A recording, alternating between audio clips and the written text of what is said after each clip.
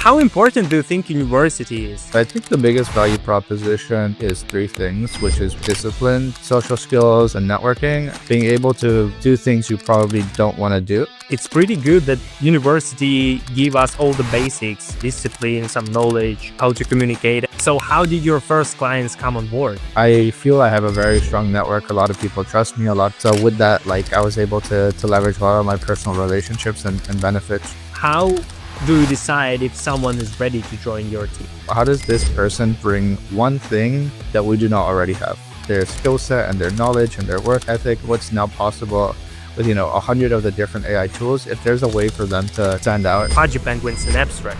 What do you think sets these two ecosystems apart from others? They have clarity on their vision on exactly what it is they want to do. For those looking to build their own business between Web 2 and Web 3, where would you recommend to start? Honestly, I would probably recommend most people to build outside of crypto.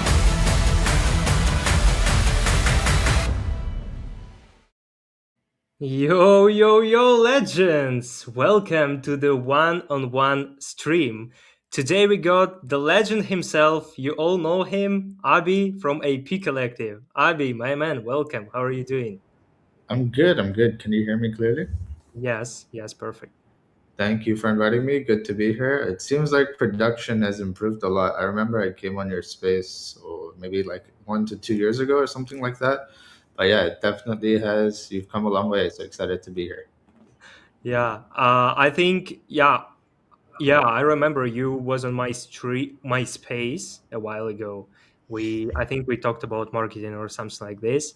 But yeah, now I made this transition and expanded to live streams as well a year ago. So basically doing spaces, streams, and more other stuff. But yeah, it's nice to have you because I have been thinking about it for a long time. I'm streaming already half of the year, I think, doing this podcast, and I have been thinking about you for a while, so it's definitely a pleasure to have you. And I have some good topics to discuss. I think it's going to be pretty valuable for the audience because today we're going to talk about business. Today we're going to talk about AP Collective behind the scenes, marketing a little bit, and also some exclusive tips and alpha. So we all expect it from you, Abhi. I'm sure you're going to drop it. Yeah, of course. No, happy to be here. Happy to chat. And I think you've been doing a lot of great stuff recently. So thank you for inviting me on. Let's go. Let's get it. I see some people already chatting in the live chat section. We have a pretty solid conversation here between Alex and Burnau. Thank you so much, guys, for tuning in. And before we're gonna start, I would like to ask you to support this stream. Uh, Three basic, pretty simple tasks you need to do, you can do. Just go to our stream, put your like, comment, retweet it, and if you want, bookmark, because today we're going to have some alpha, as I already said, and you will be able to come back to it at any time because it's being recorded. And also, don't forget to invite your friends and show up in the live chat section. You just need to open the stream and write something in the chat. And also, I'm not sure what happened, but probably something on the maintenance, or I don't know. I couldn't turn on the stream on the abstract portal. I'm just clicking the button, but it's not working. This is the first time something like this. So for now, for today, we will be live only on X. But yeah, I'm sure you guys and your friends will be able to watch it anyways because X is for everyone. Hello, Calimiro, Jolka, welcome, legends. And yeah, Abhi, some of your AP crew is here. That's awesome. Yeah, so I want to start like with the question given to your experience in Web3 before Web3. I watched your recent podcast with Chinsanity. It was a good one. Uh, like, how important do you think university is, especially for younger generation that has already been in our space for 2 4 years and thinking about going full time? Yeah, so I think the biggest value proposition of university is three things, which is one, discipline, two, building social skills and networking, and then three, being able to do things you probably don't want to do, right? I think those are the three biggest value propositions from any sort of education or schooling system. You have to beat deadlines you probably don't want to meet. You have to complete tasks in a manner that you probably don't want to complete as well. And you're kind of forced to meet new people, to survive, to build relationships, to do everything sort of similar to that. So from my perspective, those are the three biggest value adds. And if you feel confident that you are able to meet deadlines, you're able to push yourself, do things you don't enjoy doing, and have good networking abilities, then those are the main things that you get out of university. I think the slip at the end saying that you graduated is the least important thing, but it's just these sort of three call skills, which are the most scalable skills that you can take anywhere. You need to be able to communicate. You need to be able to network. You need to be able to have a conversation. You need to be able to put yourself doing things you don't want to do. Otherwise, you'll never get to do things that you do want to do. Right? That's the whole purpose of discipline: delaying things that you want later by doing the hard work now. So that's essentially my thoughts on university, and I see the value add for a lot of people. You can either do this from doing or you can do this from education, but I do see the value from both perspectives. Yo, I really love your approach and vision because I've been thinking about it a lot since I went all in with Web3 4 years ago. And I'm getting my master degree in like next week. Yeah, actually, next week. I already defended it, and next week we'll get the diploma. But like I have been thinking, no, probably I don't want to go all in there because I believe that if you want to be the best in something, if you want to grow in something, you actually need to double down and go all in with one thing.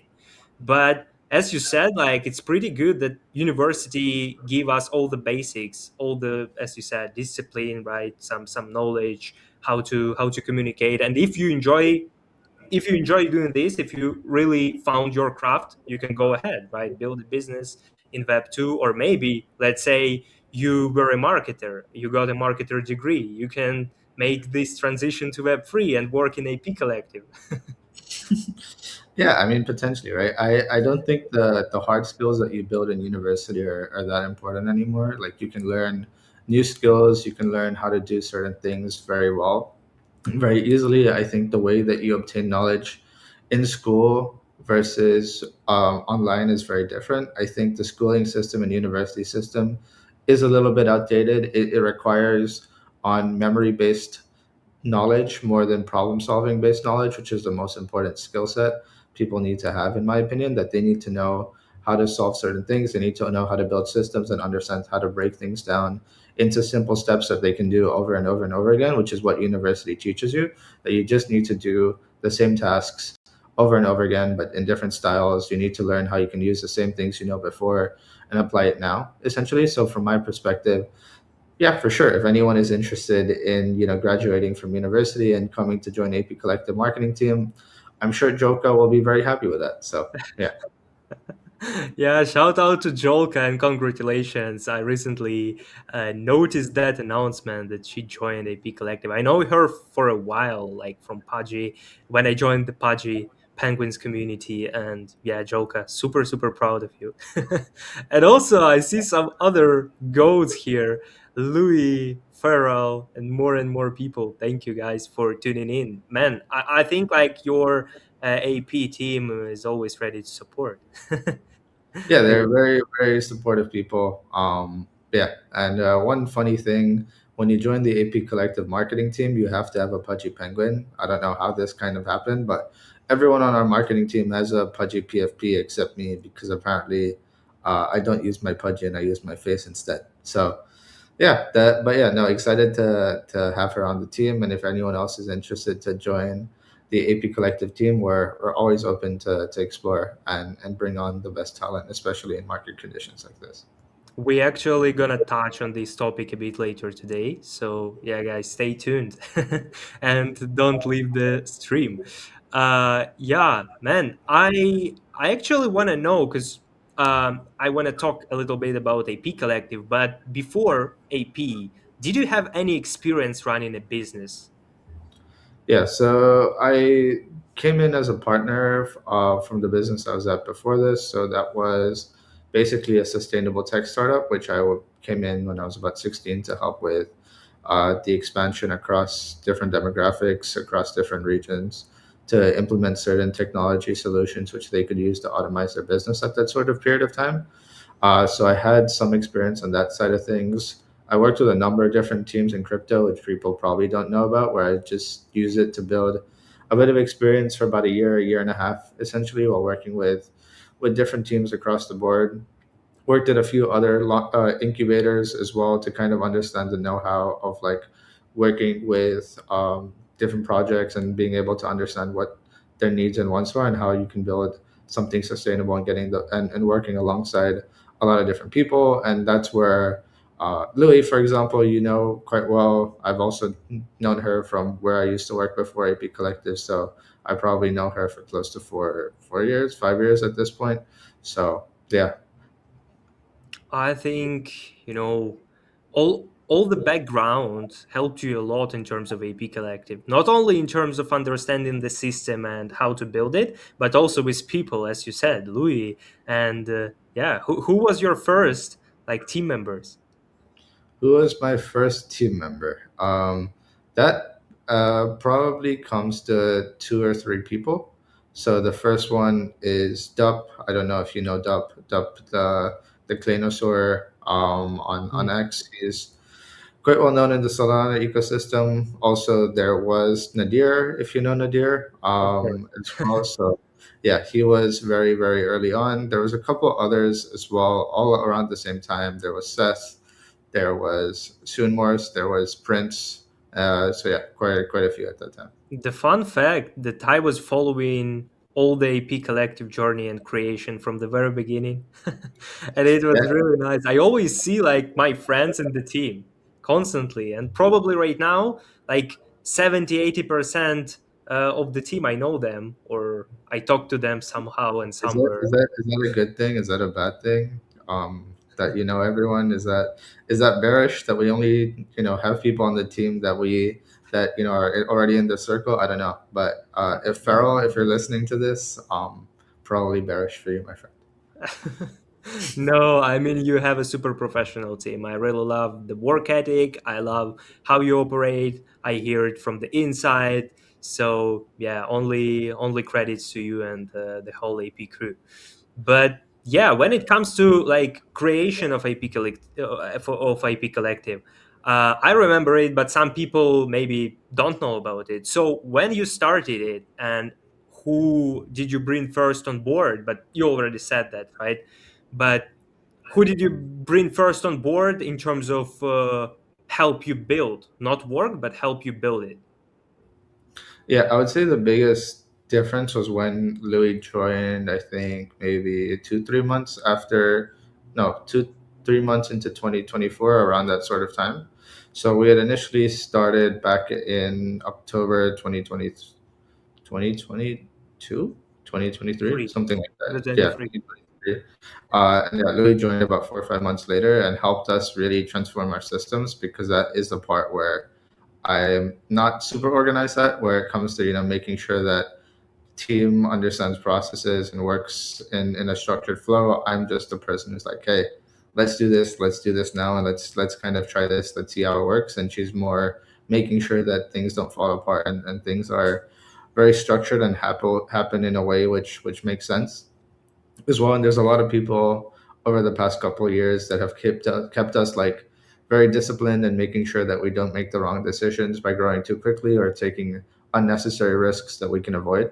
So those are some things which have definitely helped us a lot. I think for us, the main thing is that we've always kind of had the same vision and direction from the very start, and we've always taken our time and path to get there. And that's what the simple thought process was we thought crypto and marketing and distribution was broken ever since sort of 2021 or maybe even earlier, where the projects getting the attention, the projects that were getting the users, the funding, etc., were not the highest quality projects, and that started specifically in the NFT sort of era and cycle, where the teams that were there were just sort of any old sort of concept that was spun up that could be spun up now in like 1 hour or one day using AI, right? And that was all the things that were getting traction back in 2022. And we felt that there was no attribution. That we felt that there was no data layer involved in marketing, and that was something which we thought could be fixed.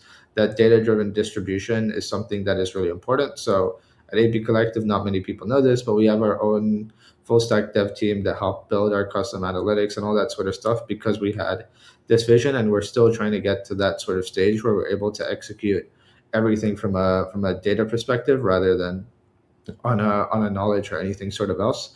But that is something that we've always felt true to us, and those are some of the key things that we felt have helped us on our journey so far.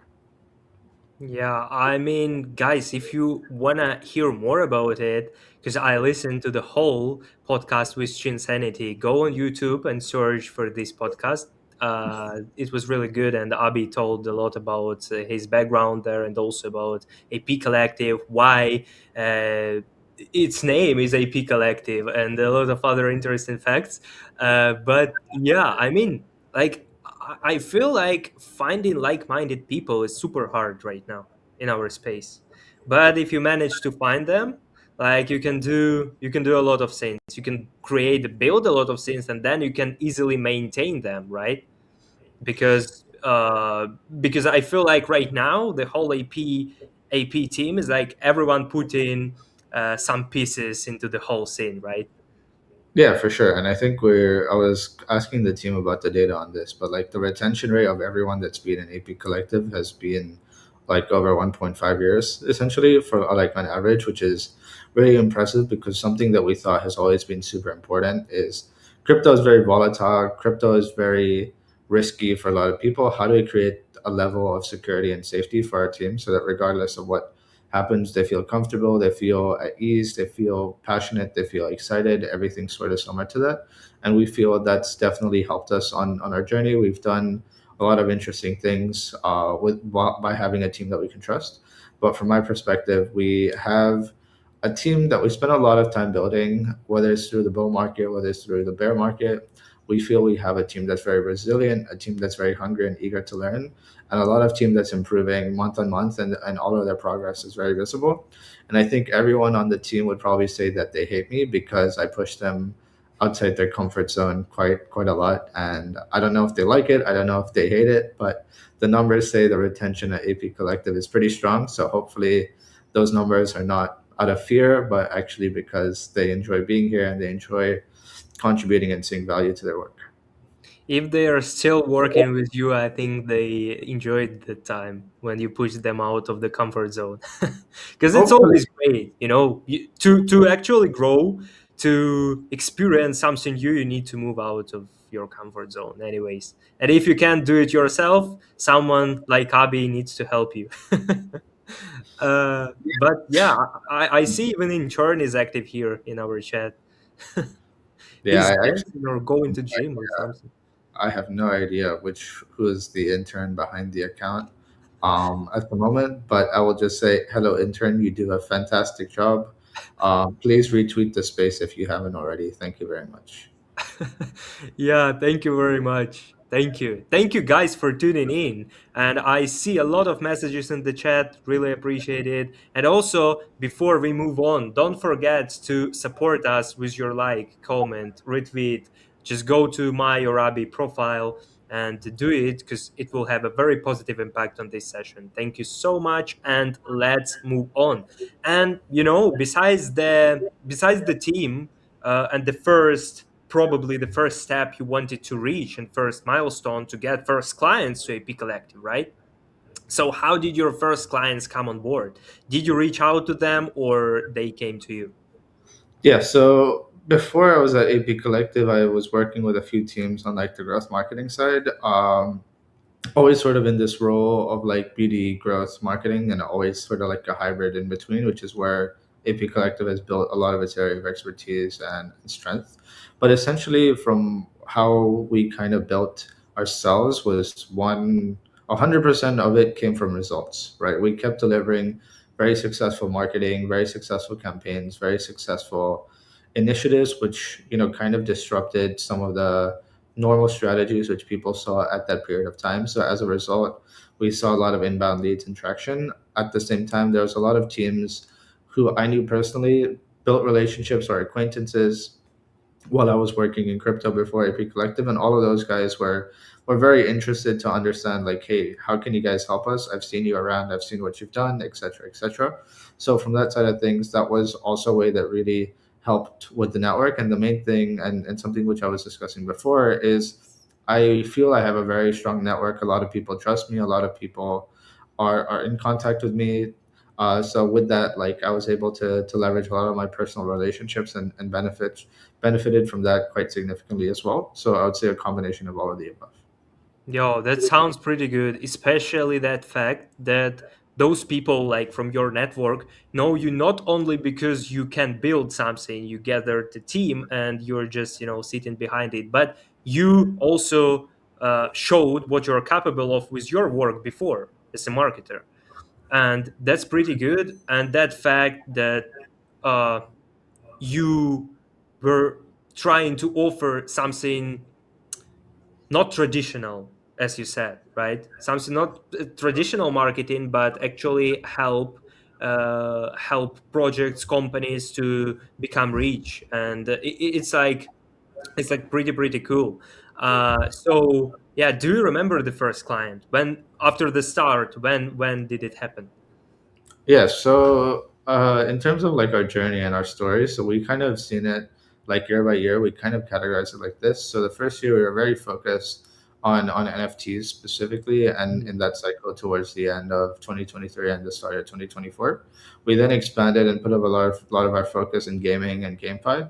And then from there, the main thing that we put as a major target point for us is we want to explore and be wider than just GameFi. So we expanded into consumer, we extended into AI, we extended into working with different blockchains, with different DeFi protocols, etc. So we wanted to kind of be able to be like, hey, we specialize in one thing, which was NFTs, because at the time we thought that was the best way and the thing that we enjoyed doing most. That you need to find a niche for you to make an impact, to stand out and be heard. Essentially, from there, expand out even further, more vertically into the wider niche and supporting on other types of campaigns, not just NFTs, whether that be token launches, whether that be user acquisition or helping a team build their brand or anything sort of similar to that. And then we thought, how do we challenge ourselves? Well, we should be able to market everything within crypto, specifically any sort of niche project, any type of project, and become really good at it. And now the year of 2026 for us is like, how do we tap into more institutional conversations, more real world asset conversations? How do we kind of bridge ourselves back into wider tech and Web 2? And that's the main goal for us this year. So we kind of just view each year as a big segment, where we kind of categorize this was the type of teams that we're working with, and this was at a high level what our core goals were. And we can also kind of look at that a bit deeper from not just the type of teams that we worked with, but the characteristics or the skill set that our team was able to build and everything similar to that.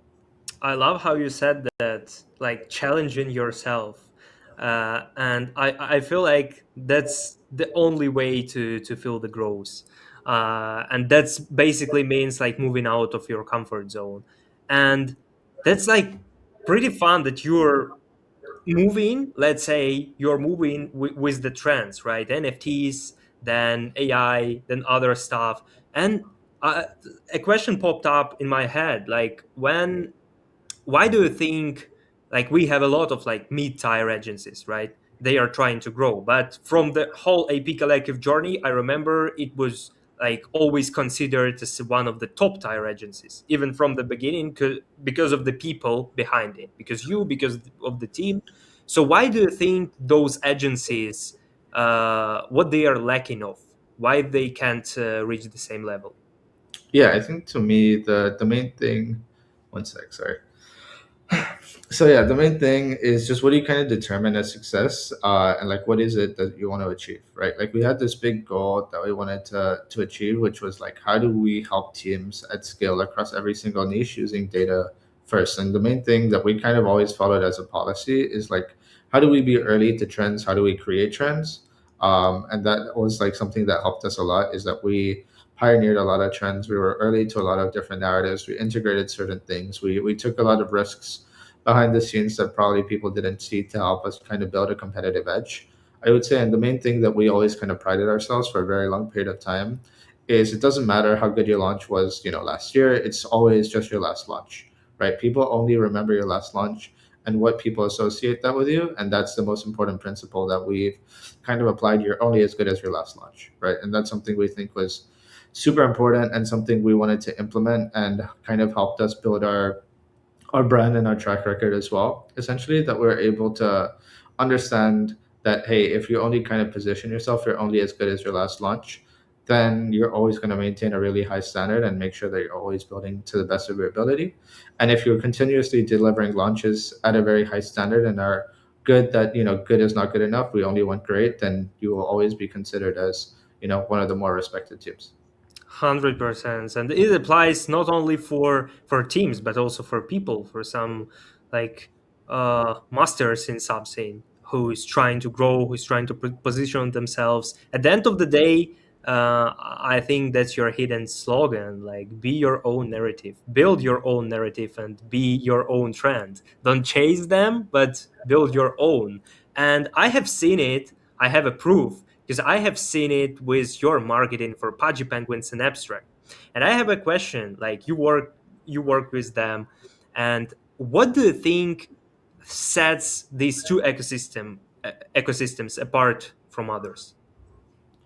Yeah, so I think to me, like the main thing is like they one know exactly what they want and they understand what their pain points are, and I think that is something which most teams don't have. Even though it seems very simple, they have clarity on their vision on exactly what it is they want to do, and that's specifically applicable to Pudgy Penguins, where you have a big picture, you have a big goal, and you don't understand and you don't divert from that goal, but you understand that goal needs support and you need to achieve that, and you need to bring in minds who are very aggressive, very relentless to achieve those goals, and that's something which I think is particularly important.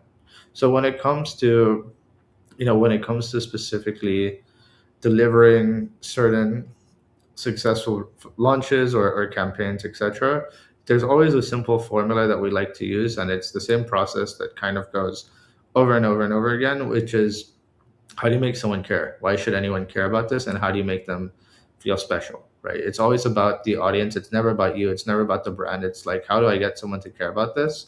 And why does it matter to them? Because to me, it doesn't, like, I'm just behind the scenes. I'm not a conversation. The brand is just one of a thousand brands. But if someone can feel special and feel involved, and I think to me, there's many different channels which you can use where you empower certain people, you gamify the process, you help people build a brand, because the abstract and Pudgy launch specifically, that was created in a way where the system kind of worked hand in hand, right? So to specifically understand what I mean by that is, hey, there is certain things which Pudgy Penguins did that helped to accelerate the brand building from abstract, and then the same from the other way around, where you're almost kind of working almost on a larger puzzle on how everything kind of combines and plays a large role. But at the end of the day, everything was, how do you keep things as simple as possible? How do you achieve different things that are rewarding? How do you make people feel special? And that was a lot of what was the work that we did, is how do you make people feel involved? How do you make people feel special? And how do you make people feel like they're part of an actual movement and community, which is something that is a lot more difficult now and compared to before, but that was something that was super important. At the end of the day, it's like, adapting and always thinking of the community, and I think of the audience, and I think that's where Pudgy Penguins Abstract and AP Collective Vision aligns, because we have seen, we already experienced a lot of rugs, a lot of bad situations when teams just don't care about, not only about their product but also about their community and audience. But community is everything, and we all know that if you have an actually loyal community, they can wait even if your product is not ready, but you are transparent and they see that you are doing the right steps. And that's what we see with Pudgy Penguins right now. On the recent Inner Igloo, Lucanet said, like, I love that you guys are not, asking or, creating dramas about the price, why it's going down, because everyone understanding that it's bear market, right? But yeah, it is what it is. So I think caring about your community and being transparent is one of the most important things. That's how you will have less headaches, and that's how you will actually have loyal people around you. um, Yeah, go ahead if you want to add something. Yeah, no, I totally agree, and I think that is something which is very hard to replicate, and it is something that's only built when you have a team that believes in you, and you're able to survive and create that belief that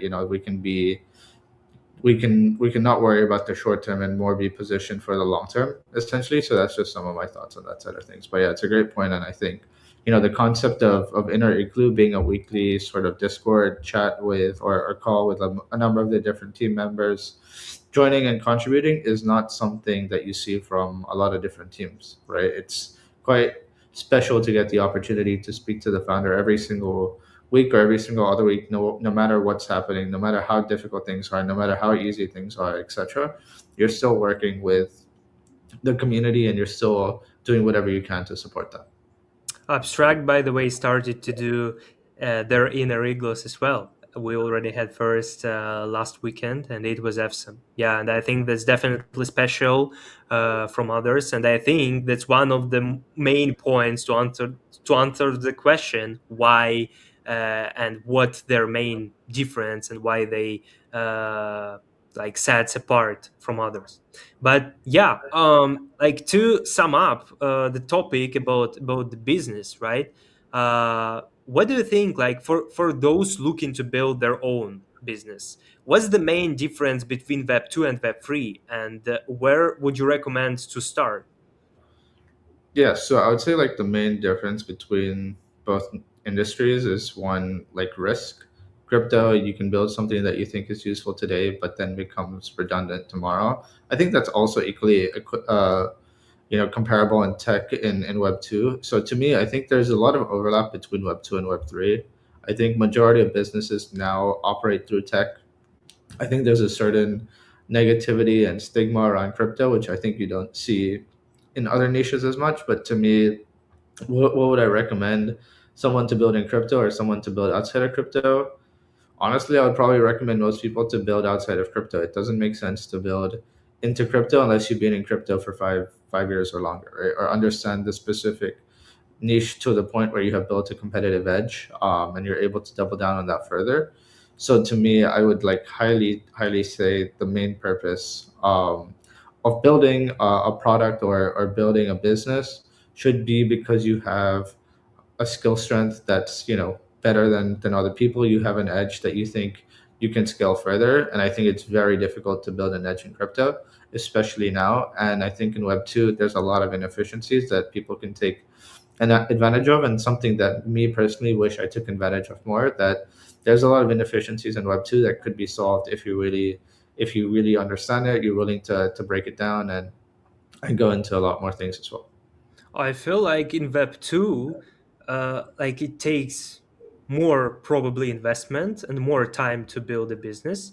And sometimes it's not working. I have a cousin, and he have a couple of businesses, but once he built a restaurant, he was working on it for a year or two, and then he just closed it, sold it because he ran out of the budget and it didn't work. So I think in web 2, like this fail can be more painful than in Web 3, because in Web 3 you can start faster, especially if you have background at network, and just test it out how it works, and probably make a better income, money generation, and become a big actor in our space.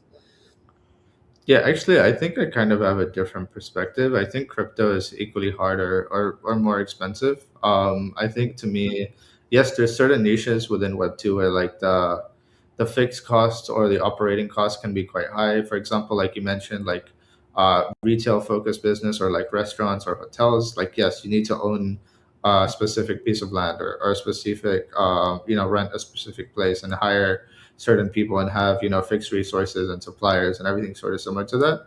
But I see that to be like underground F&B sort of businesses. But I think to me, if you look in Web 2 and you look at tech and you look at just other sort of businesses, whether you're building a marketplace or you're building something in AI, the cost is probably lower than crypto, right? Because there isn't less capital involved. So I think to some extent, if you're looking at hotels, restaurants, and anything with like a large upfront cost, to me, like we were kind of discussing earlier, you need to have an edge to understand and before you build a business. So if you're starting a restaurant, you should already have 5, 10, 20 restaurants that are successful, that it's just like, hey, I'm just going to copy paste that I know works and just add it another place because it makes sense, because the demand is more than the supply. But in other niches like tech, I think you can take, or like in AI, you can spin up a product in just minutes, and you can get reach a much larger target audience outside of crypto than in crypto. So I think on the ground retail sort of businesses, traditional businesses, is very difficult. Businesses in Web 2 that are focused on tech, or just more general, which have less upfront costs, I would recommend most people to kind of target. And then crypto specific, it's very difficult because a lot of people here have been burnt many times. A lot of people here didn't really experience the bull market over the past couple months, or even longer, because the coins didn't go up, altcoins didn't go up, Bitcoin went up for how long, ETH went up for how long, right? So it's kind of a very difficult, depressed industry for a period of time. And how does that specifically improve? Well, that's a very difficult question, right? So that to me is one pain point of crypto, and a lot of the direction of crypto is to me going to more blockchain than crypto specifically.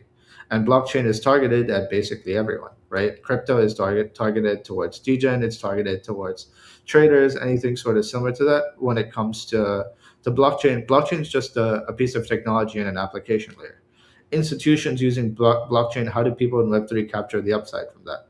They don't, right? There's no token to farm, there's no NFT to collect, there's no airdrop, there's nothing, right? It's the same with when it comes to building certain products, like prediction markets, right? That's a great use case of blockchain, but the people using prediction markets is everyone, right? It's not just Web3 users, and that's just the direction which Yeah. crypto is going in at the moment, which means the crypto native, Web3 native person does not have the same opportunities they once did, because it's open to everyone. I think, yeah, I really love how you said that, and I think that's the alpha. So if you guys are taking some notes, take some notes. If you looking for a clip that moment. I think that's the alpha for everyone, for even for like Web 2 builders who is coming to Web 3 right now, at the moment.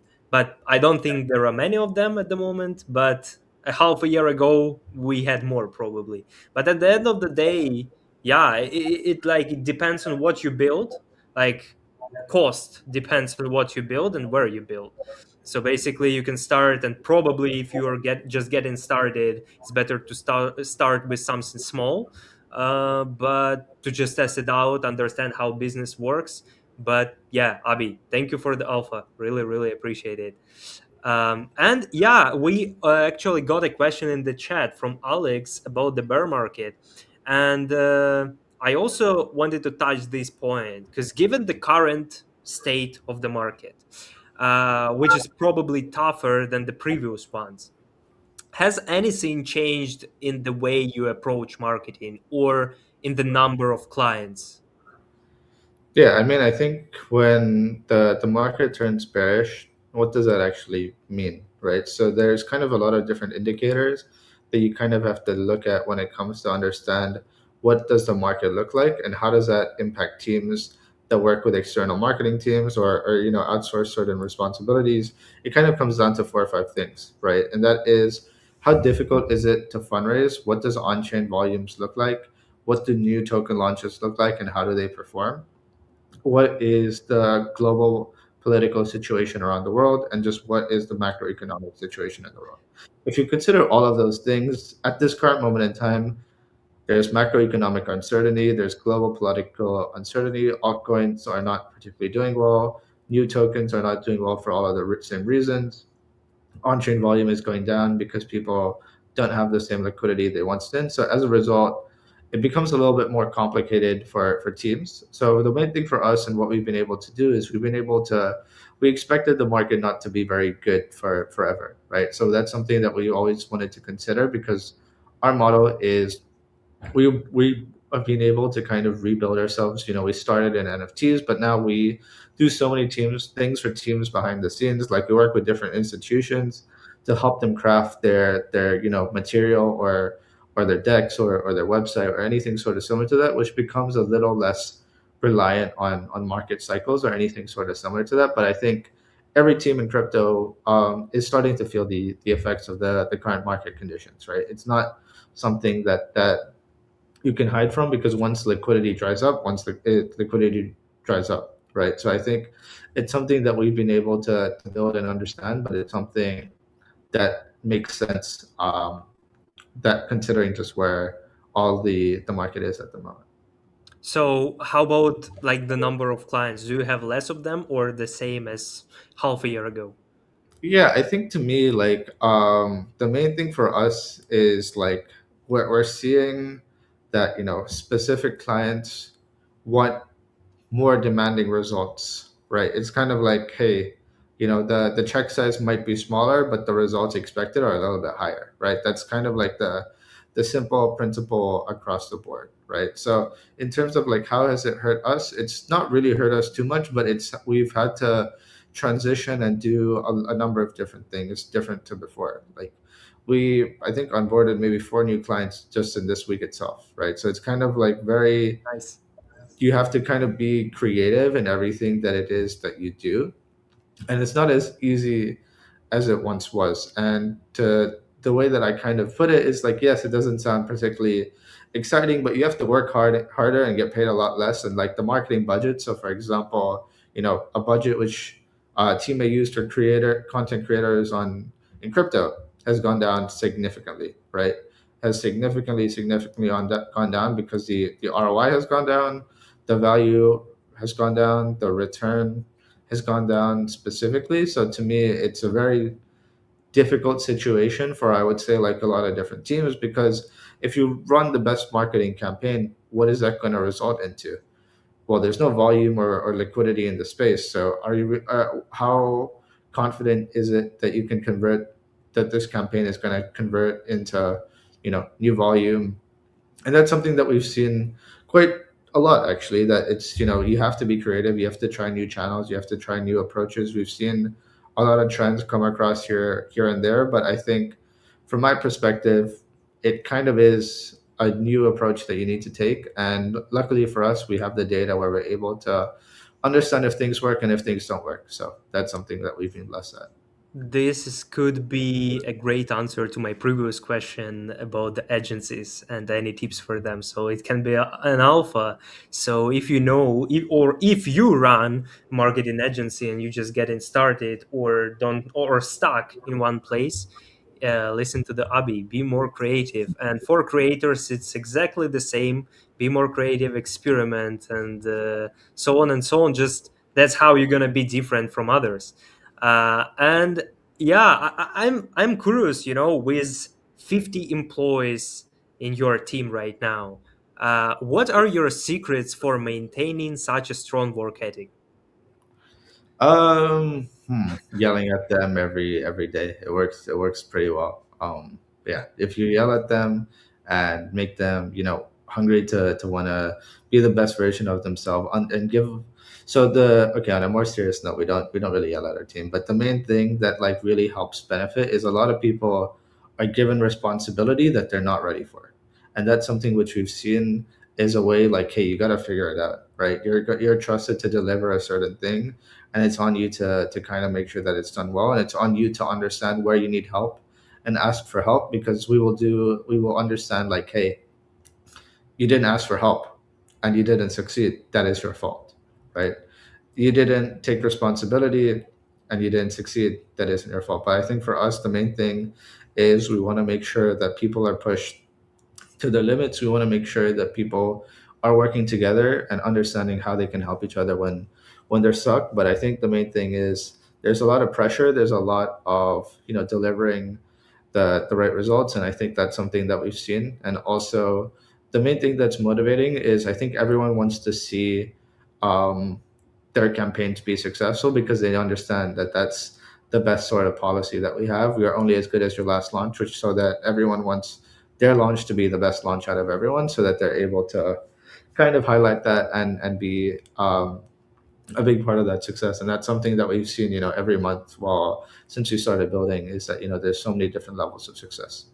This is one of the main reasons why I'm seriously thinking to apply to an agency, but not to like a random one, but uh, but AP Collective, yeah, I really admire that, and I feel like, I heard it from my friends, from your team, from other teams as well.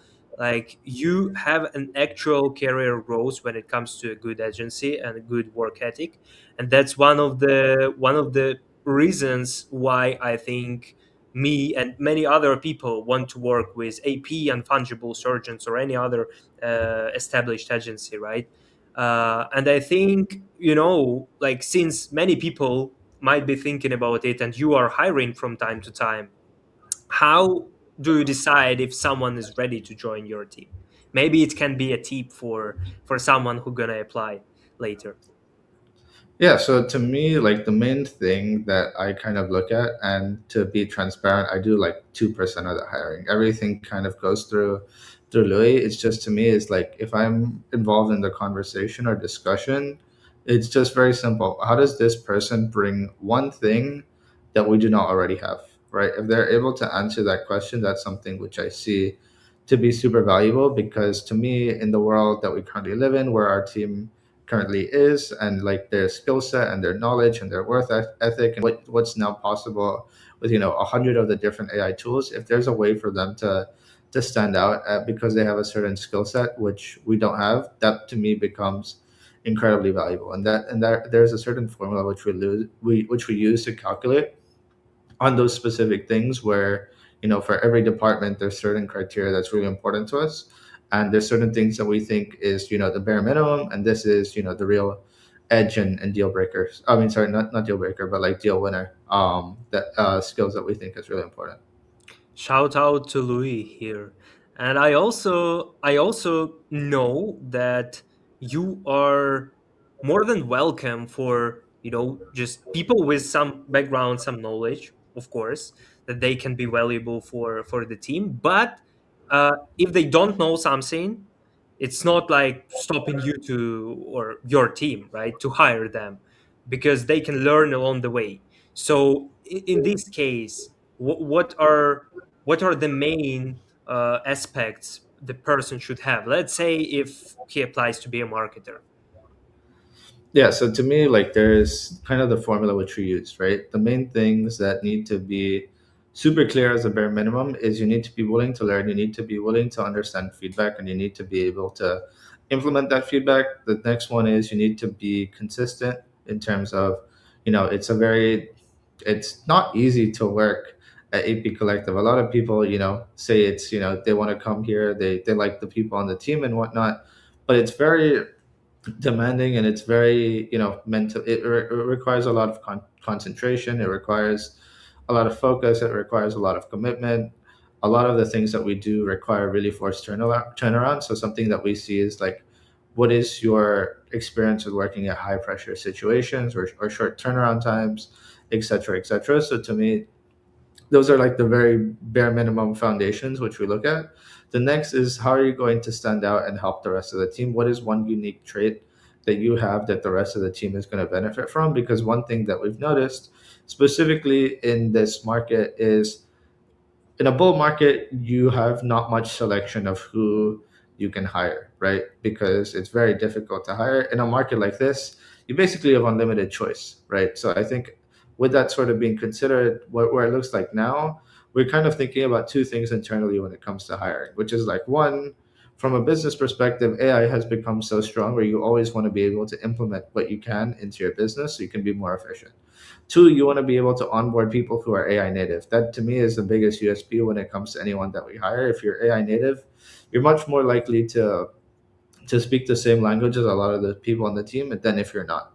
The second one to me specifically is like, what is one skill that you have that you can teach the team, right? That to me is the most important thing. That could be in Web 2, that could be a specific trait or skill set or anything sort of similar to that. That sounds pretty cool. I will note it down for myself as well, or maybe make a clip. Yeah, Abby, it was very well said. I really love that. And when it comes to, I see some questions in the chat, but yeah, we have a limited time, guys. I'm trying to ask the questions, combine yours with my questions, so it's like the same and for everyone. But I think all what Abhi already shared and answered, like it's pretty good, pretty cool, and you're gonna benefit from it anyways if you actually consume this information, note it down for yourself, and do something with it later. And yeah, I'm kind of curious from your perspective and observations. Which skills do you think companies are looking for the most part right now to hire? Yeah, so to me, like it's very difficult to hire marketing people because there's so many responsibilities or know-how that one marketer is expected to do. They're expected to understand the full stack when you come to hiring a marketing person, and that's very unrealistic. So to me, like the main thing is to hire a good marketer is very difficult. So to me, we like to hire people who are very strong at one, marketing strength, and two, to be AI native specifically, because that's gonna be what takes them to the next level. Because if they're able to learn quickly, if they're able to have one core strength, you can teach everyone what you've been able to teach other people. I don't have too many concerns around that side of things. So that just to me is just one thought which I do have.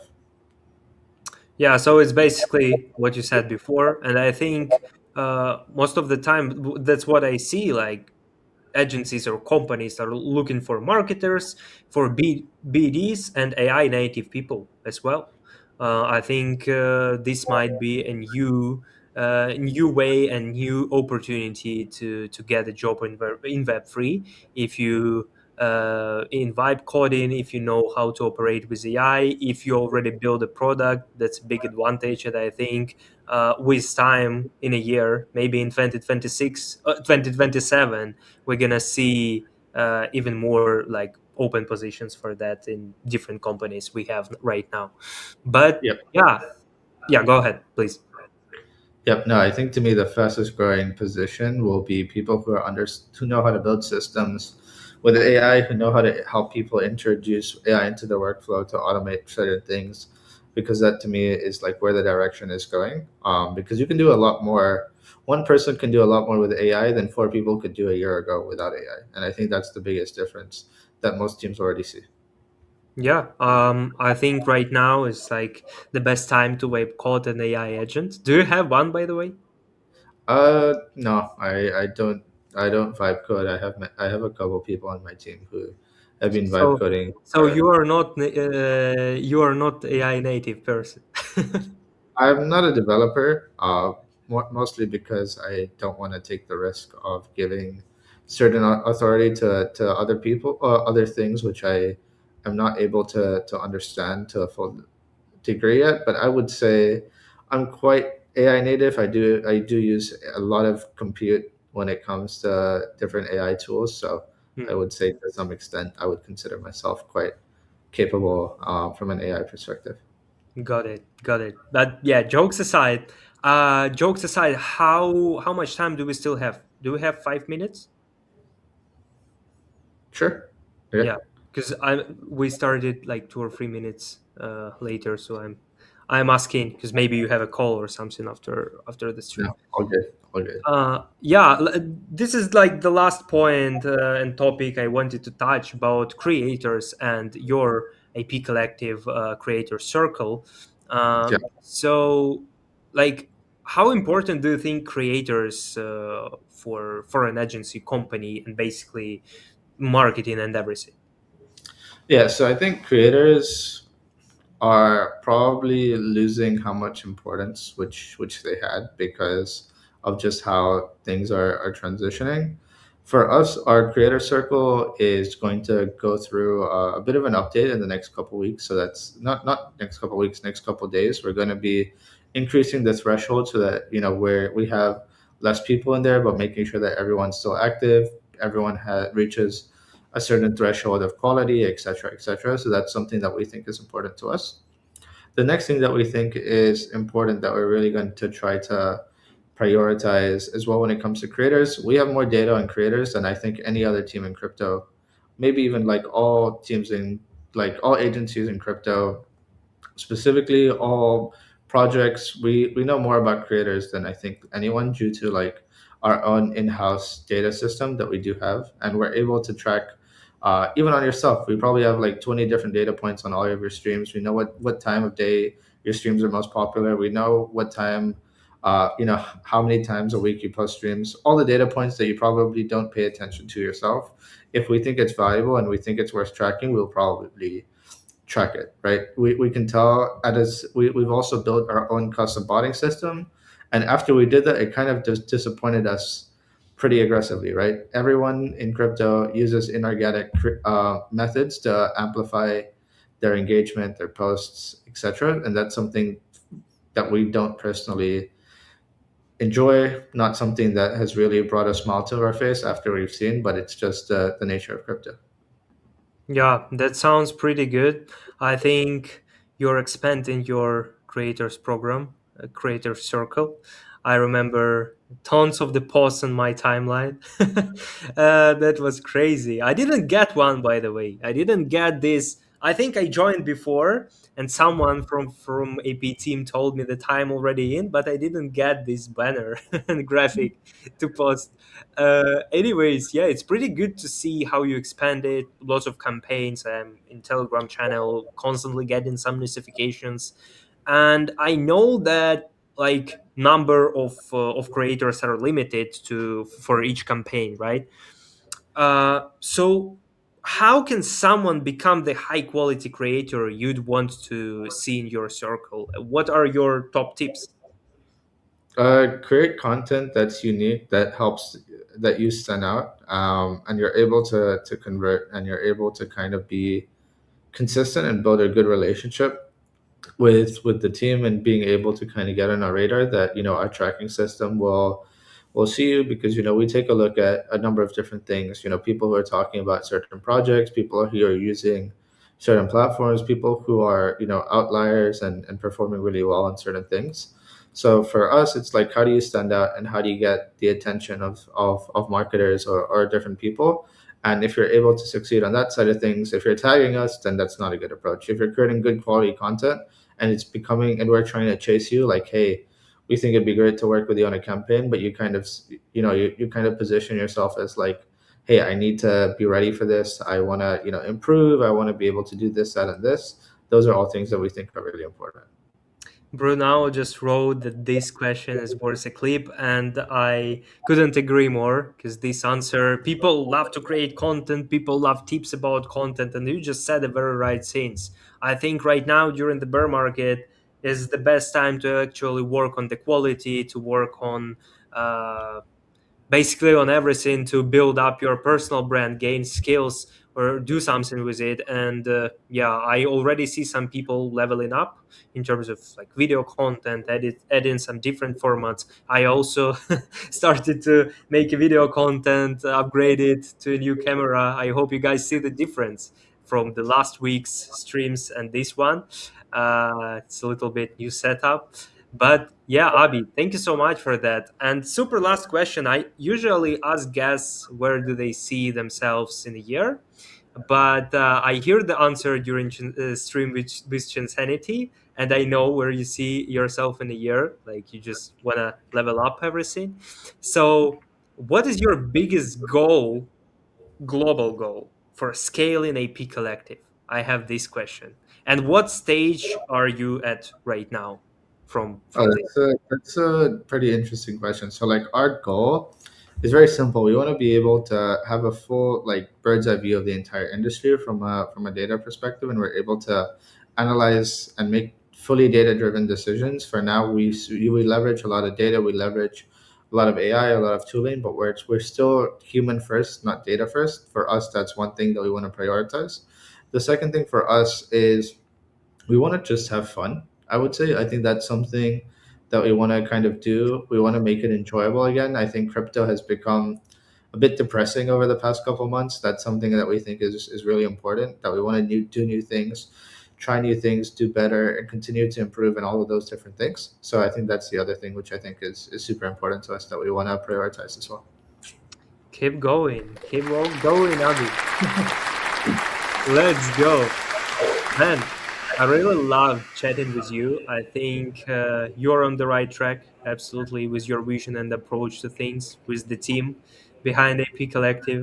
So please keep crushing that. We are here to support. We are here to see this success and prosperity. And thank you so much for tuning into my session. I know you're a busy man and you don't go to different podcasts usually, like every week. So it was a pleasure to have you. Hope you enjoyed it as well. No, thank you for having me on. I think you're doing a great job at it, like I said at the start, and you're one of the people that are definitely putting a lot of work into improving your craft in this bear market. So congratulations on all of your personal success as well.